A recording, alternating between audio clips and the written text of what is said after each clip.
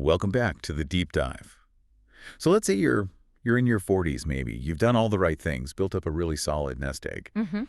And now that dream of early retirement, I mean really early living and entirely on passive income, maybe from some terrace somewhere warm, it's starting to look like a real plan.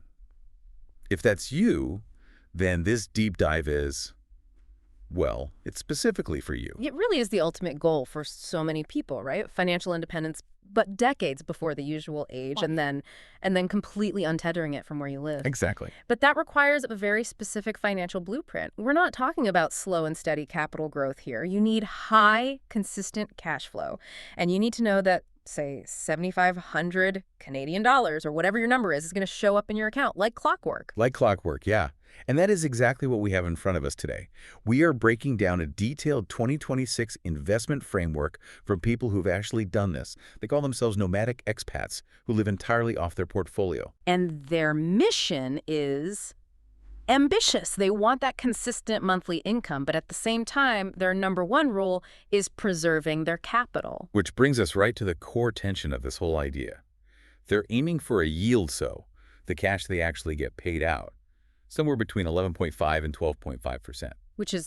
That's a huge number. It's a huge number, especially when your other goal is, and I'm quoting here, no loss of capital and we sleep tranquil. Okay, let's stop right there. Because a 12% yield and no loss of capital it sounds like a fantasy to anyone who's invested conventionally. It does. So where's the trade-off? How are they pulling that off without taking on some kind of massive hidden risk? That's the critical question, right? And the trade-off is really in the structure. They're using income strategies like covered calls, some private debt instruments. It's not about pure stock market growth. But they are totally aware of the risk. I mean, the very first thing in their framework is a list of 5 non-negotiable principles. Okay, so let's unpack those first, because before we get into the tickers and the percentages, we have to understand the philosophy that's guiding all of this. Right. So the foundational belief, the absolute core of this whole strategy, it's capital preservation first. Don't lose the starting money. Exactly. Above all else.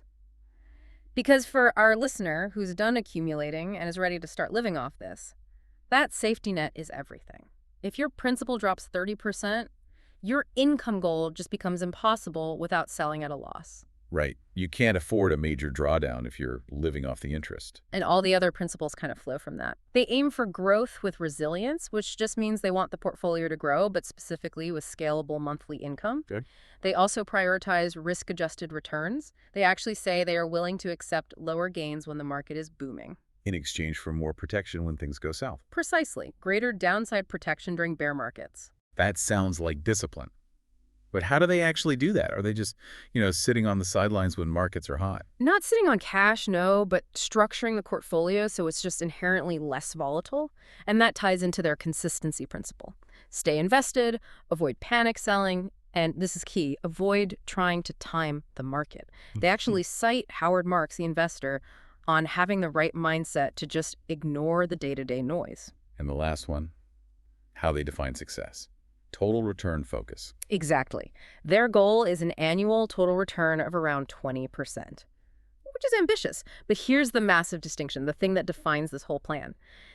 They say most of that has to come from the monthly income stream. From that 11 or 12%. Yes.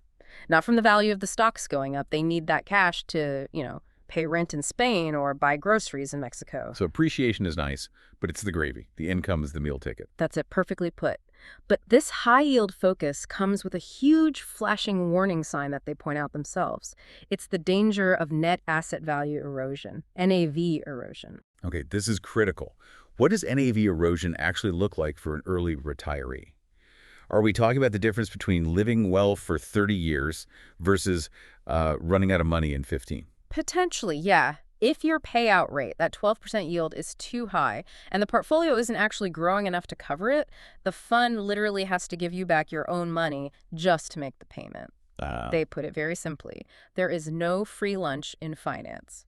If the yield seems ridiculously high, it often means your capital base, the very foundation of your retirement, is shrinking just to pay you that check. And that is the absolute nightmare scenario for an early retiree. Right. You chase the high yield, you're getting the income, but you don't realize your nest egg is shrinking because you were just paying yourself with your own money. It makes that capital preservation rule all the more urgent. It really dictates every single decision they make. Okay, so we've got the philosophy.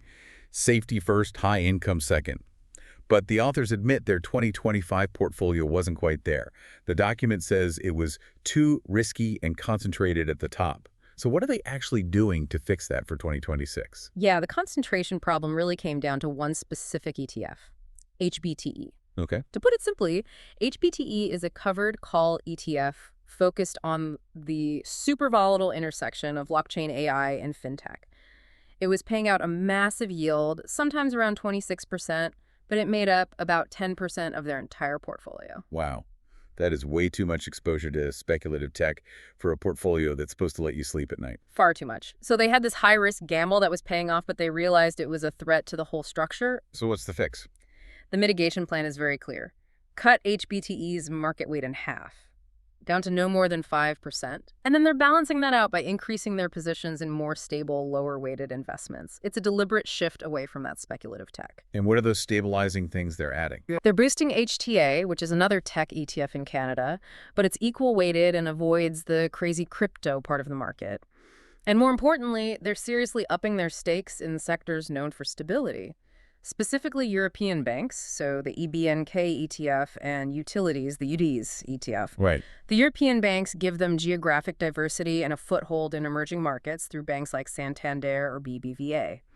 And utilities are, the ultimate stable cash flow play. So replacing high-risk speculative tech with broader tech, regulated banks, and utilities, that's a classic move to stabilize cash flow. And they also have some strict structural rules, right? They do. These are the guardrails. First, no single stock or ETFs can be more than 20% of the portfolio. So even if that high-yield darling HBTE went to zero, they'd only lose 5% of their capital, not, a quarter of it. And they have that great term they warn against worsification. I love that term. It's the danger of diversifying so much that you end up owning all the bad stuff along with the good, and you can't even track what you have. So they aim to hold only about 15 to 20 positions at any one time. Which keeps it manageable, especially if you're moving around the world. Exactly. And that also connects to the 5 to 10% they keep free for fun investments. That adaptability is so important. Okay, so let's get into the engine of this plan. The 5 core sectors that generate that 12% yield. Let's start with the one they call the new utilities. Right. That's technology covered call ETFs. They basically see tech as essential now, arguing it's a bit like electricity and water used to be. I mean, they say when they travel, their main concern is the Airbnb Wi-Fi, not the plumbing. A very modern necessity. So they capture tech growth, but use covered calls to smooth out the ride and generate income. That's the idea. They use ETFs like HHIS and HTA in Canada and QQQI in the US, which is basically the NASDAQ 100 with a covered call strategy on top. And what about that interesting exception, the only single stock they own? Yeah, that's Alphabet, so Google. And this comes from a place of deep understanding. One of the investors is an ex-Googler. It proves their rule. Only invest in what you truly understand. Conviction matters more than just blind diversification. So it's an expertise play, not a random bet. And what about that volatile stuff we mentioned, the AI and blockchain? They still want some exposure there. They do, but they approach it pretty conservatively through those high-yield ETFs like HBTE in Canada and WGMI in the US. They're not trying to pick individual crypto miners or AI startups. They let the fund managers do that, which contains the risk. Okay, sector number 2. The bedrock that lets them sleep tranquil. Canadian financials. They aim for 10% of the portfolio in Canadian banks. The thinking here is just their long history of stability and heavy regulation. Fewer surprises. They like ETFs like Bank and HMAX, which both use income strategies to boost the yield from those stable bank stocks. And number 3, how they get exposure to the broader market without giving up income. That would be multi-sector and index funds. So these are for capturing general market growth. They use things like HDIV and HYLD in Canada, which are basically ETFs that hold a basket of other income funds. And they're planning to add some U.S. funds like SPYI and GPIX, which are S&P 500 funds, with a covered call part. Okay, next up, a pretty specialized high-yield area, one that gets them away from just stocks. BDCs. Business development companies. Yeah, BDCs are really crucial for a portfolio like this. They give you access to private credit markets. So they're lending money to medium-sized companies that can't just go to a big bank. It diversifies their income away from the public stock market. It does. But private credit sounds risky, right? And capital preservation is supposed to be key. Exactly. How do they justify that? Well, they acknowledge that BDC prices took a hit in 2025, but they believe they've hit a lower plateau. So the prices are attractive and the yields are high, but crucially, they use ETFs of BDCs. They mention PBDC and INCM instead of trying to pick individual ones. So the ETF structure spreads out the risk of any one company defaulting. You got it. It manages that sector-specific risk. And finally, number 5, something essential for a nomadic life: international investments. Absolutely non-negotiable for them. They're wary of being too reliant on North America, so they focus on European banks, specifically the EBNK ETF, because banks like Santander and BBVA give them exposure to high-growth markets in Latin America.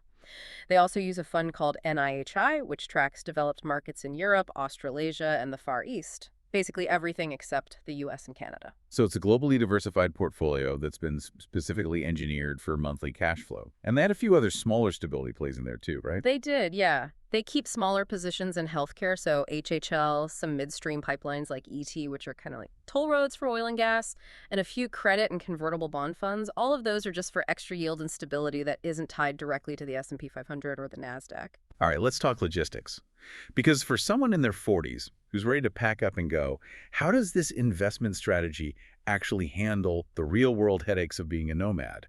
I'm thinking currency, taxes. This is where their Canadian background really shapes the plan. They have to invest in both Canadian and US dollars. I mean, if you're living all over the world, you're often using the US dollar for big transactions, but you still have ties to your home currency, the Canadian dollar. So relying on both is key for flexibility. And for Canadian residents, they get pretty specific about using their registered accounts, the RRSP and TFSA, to minimize the tax hit on that high income. Oh yeah, it's a very intentional strategy. Basically, put your US dollar stocks and ETFs in your RRSP and your Canadian stocks and ETFs in your TFSA. And the logic there is that the U.S. has withholding tax treaties that work well inside an RRSP. Exactly. And then holding the Canadian stuff in the TFSA just maximizes your immediate tax-free cash flow. It's a proactive way to make sure more of that 12% yield actually ends up in your pocket, which you need when you're trying to cover $7,000 or $8,000 a month in expenses. Absolutely. And one last thing, they really stress the importance of your brokerage. For people on the move, you need an innovative platform with low international fees and easy online access. Some of the old big bank setups that need you to come in and sign papers just don't work for that lifestyle. So this has been a really deep dive into a powerful, but let's be honest, a risky financial blueprint.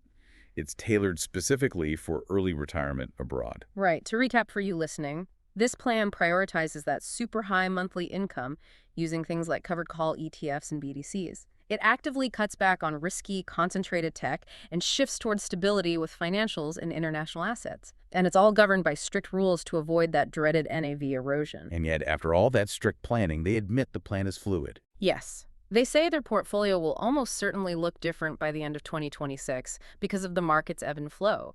The blueprint isn't set in stone. It's a living document that has to adapt, but always within those 5 core principles. Which leads us to our final provocative thought for you to consider as you map out your own path.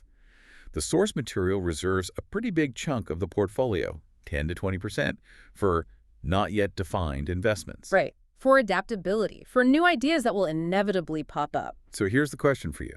When you're relying on your critical nest egg in your 30s to survive, how much of that money should be flexible capital, ready to jump on some unforeseen opportunity? And how much has to be locked into the established, rigid blueprint? The real challenge for an early retiree isn't just hitting that first number, it's managing that balance between planning and tactical fluidity for the next, 30 or 40 years? That balance between conviction and flexibility is something every nomadic retiree has to master. We hope this deep dive gave you the insights you need to refine your own blueprint. Always a pleasure to unpack the numbers and the philosophy behind them.